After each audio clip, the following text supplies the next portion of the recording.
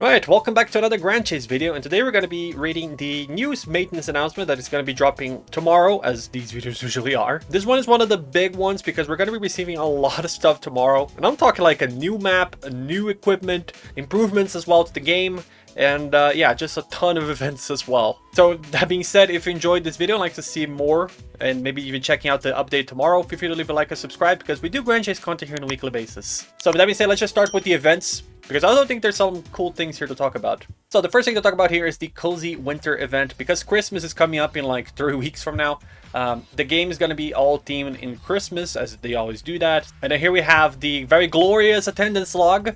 God bless. There's some cool things here that we can talk about here. Some of these are these 2 chests right here. What you're looking down over here is the event Cozy Winter gift box. Of interest really here, there's like GP property scrolls involved in here, as well as card boxes, as well as I guess they always been doing nowadays with these boxes. Although you can't really deny the Christmas cookie box, like that's just peak.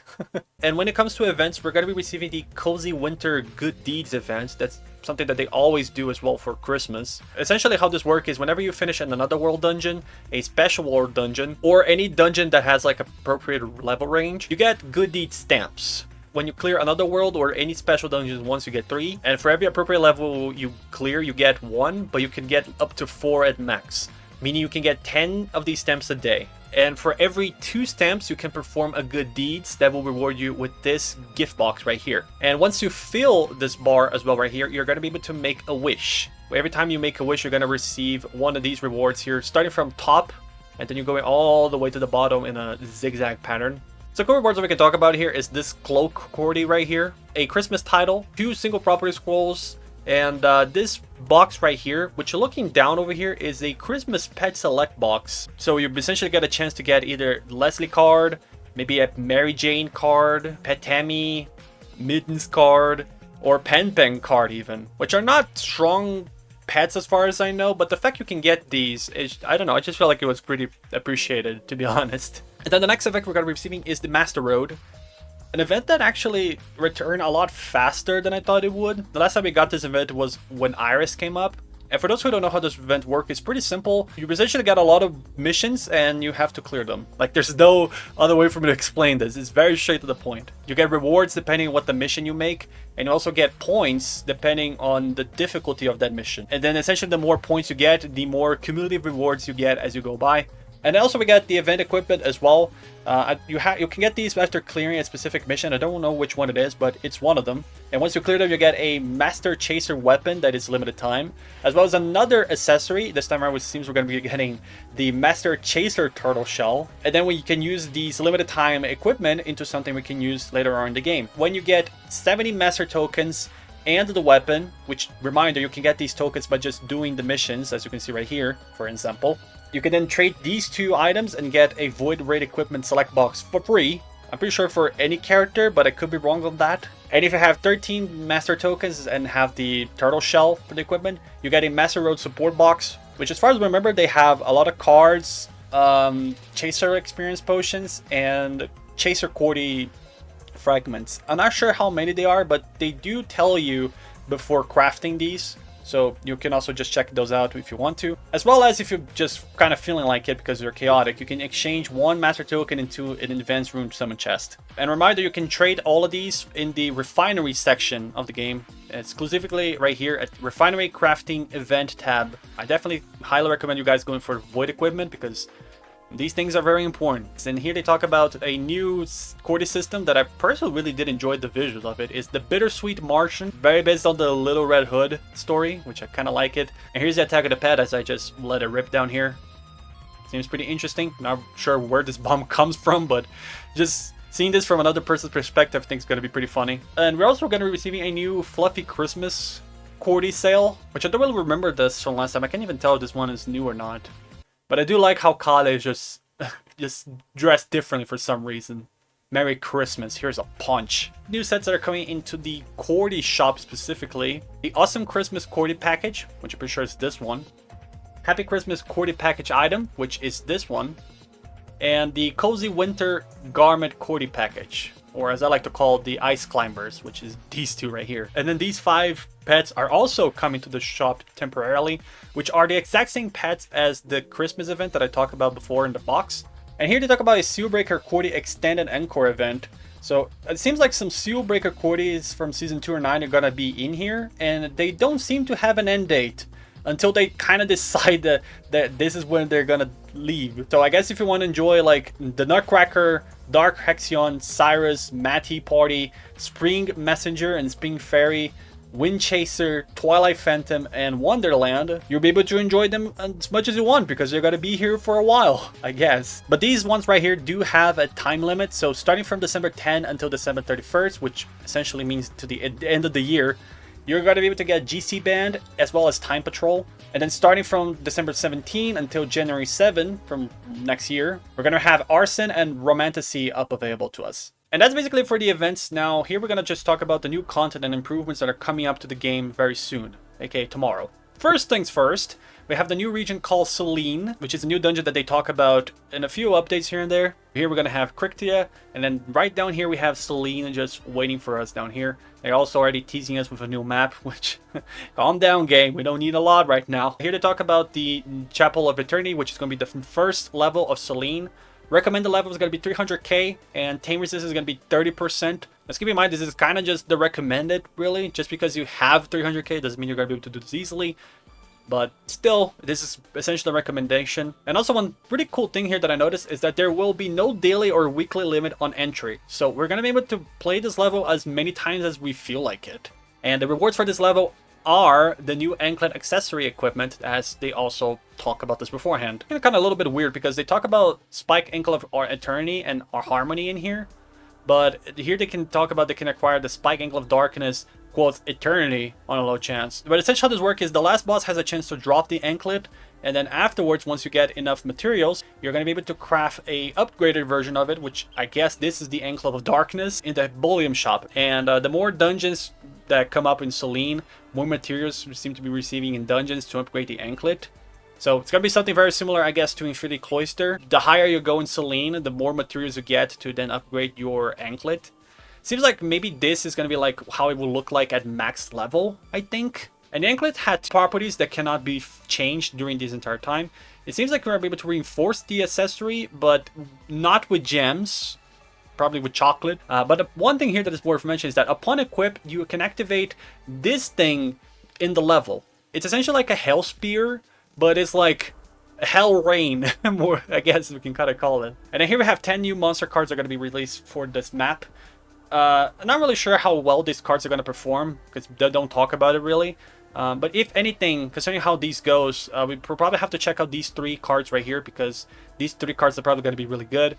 As well as this card right here, Children of the Orphanage, which is a helmet, but we're not sure how this card is going to appear in the game at all. If this is going to be the new helmet card, I'm not sure, but, you know, it's a card that we can definitely look forward to, especially how there's a silhouette of somebody from the back there. Is that Harpy T?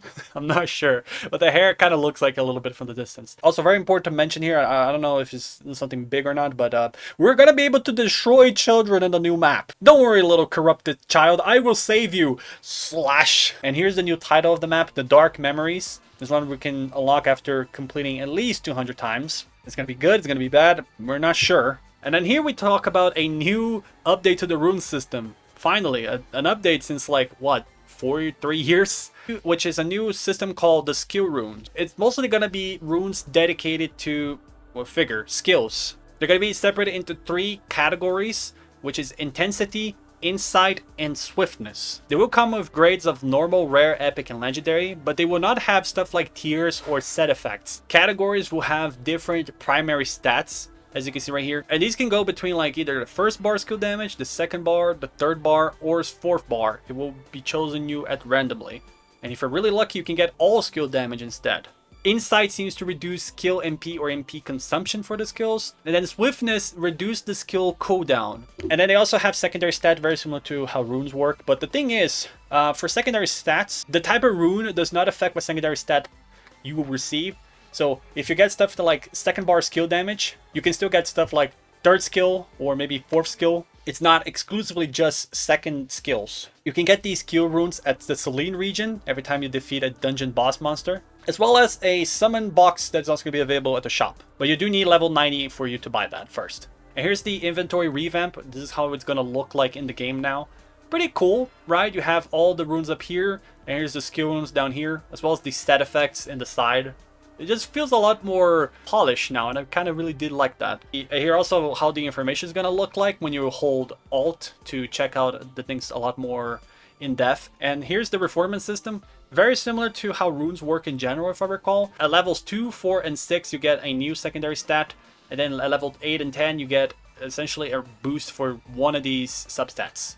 And here they talk about duplicate secondary stats rules, which I guess what they mean is basically this, right? In this rune, for example, they got Blade Beam twice. You can get like secondary stats with the same skill, but you can only have up to 6 of the same secondary stats. And it will always catch the one with the highest secondary stats. In case you have like, I don't know, 8 Chaos Dive or 8 Chaos Savior if you're me. It will only count to 6 and the highest 6 substats then in your rune section. I think this is what it means. Other improvements here is the UI improvement. This case right here is a lot more purple, as well as a lot more cleaner as well. I really do like that. One cool thing that including here is a minimum and max buns will be added right here. Minimum is going to reset the Darkstone value to 0, while max will improve the number of needed Darkstones to reach 100% experience, as well as the maximum character expansion as they talk about it before as well. So level are going to go from 85 to 90. It's a little bit confusing here. I personally don't really understood this part too well or how it's going to work out properly, but essentially you can raise a character from level 85 to 90 without opening the chase system. So maybe you do get it at 85, and then after the max expansion mission, you do get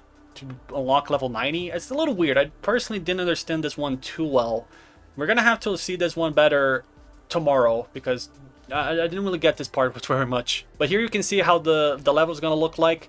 You can see that your chaser level, the emblem, which I'm pretty sure you couldn't see this before. And here's going to look like as well in the lobby. So now you're going to be able to see your own level as well as your chaser level to the side. Now you're going to be able to see the character level and chaser level at the same time when you get experience. And because as well this max level, a lot of maps will also receive some improvements for the growth progress. So the first thing to talk about here is that epic missions receives double the experience. Levels like Archimedes and Krypta are going to receive more experience, so you're able to reach level 85 a lot faster. Wizard's Labyrinth is now unlocked from level 85 instead of 80. A portal from Krypta to World Harrier is also removed, as it's now going to be only accessible through Airness. The cutscene that plays when you enter another world is now going to be displayed only on Krypta, and another world dungeon entry ticket will now be renamed to Krypta dungeon entry ticket. And go figure, they also reduced the difficulty of the Krypta region. So the HP of all monsters from the 3 levels of Krypta had been reduced. Siege of Tarokka now will have 5 stages instead of, well, how much was it? It's like 9, 8 levels. And Temple of Time, they adjust the location of the golems summoned by both Temple Guardian and Gaian. And they also changed the skill frequency of Corrupted Gaian, which makes him a lot less cheesy, I guess. Another thing that they improved is the job and mission acquisition improvements. So every GP mission has been like improved, so you're able to get them a lot more faster. Essentially how all these missions are going to be now is that it's basically just, instead of doing things 3, 5, a bunch of times, you just need to do them once. I think this really just show on the 4th job. 4th job that you needed to do like all these levels 6 times and then 350 monsters on top of it all. Now it's all of them once, 150 monsters, and then Sanctum Destruction, which now it's just 1 time, and before it used to be 4. I personally don't really have anything against Sanctum Destruction, but still, the fact you dropped for 4 to 1 is just insane. As well as the Awakening mission also got a nerf, so as you can see right here, we needed to do stuff like 8 times, Conus Collapse 4 times, 1,000 monsters, Star Disappearance, and then Abyssal Path. Now it's the same, but like instead of 8 times, it's 3 times. Conus Collapse is now 3. It could have been 2 to be honest. This level takes a long time. 600 monsters, and then the rest is the same. And when it comes to the VP missions now, you don't need a gem in order to clear the mission. Once you buy it, you instantly complete the mission. And here's some other improvements as well that they talk about. Unfortunately, from what I can tell here, most of it is just technical, so it's not really interesting to talk about it mostly. But one thing here that is really big to talk about is the auto skip function, where now you play the mission, you're going to see this little story mode here. It's going to be on or off, and if you set it to off, story cutscenes are just skipped automatically. Other bug fixes as well here that is mostly just technical. I don't really feel like there's anything here that's worth mentioning. Outside of Sick Heart Soul extension, which now it seems to be able to benefit from the 4th bar skill. And here's the improved design as well for the UI. Essentially just transitioning into this aesthetic that the same one we have for like the skill tree. So everything else is also getting this kind of vibe to it. As you can see right here, even the warehouse got it. The options as well. I kind of personally like this one a lot. It just feels a lot more modern, if anything.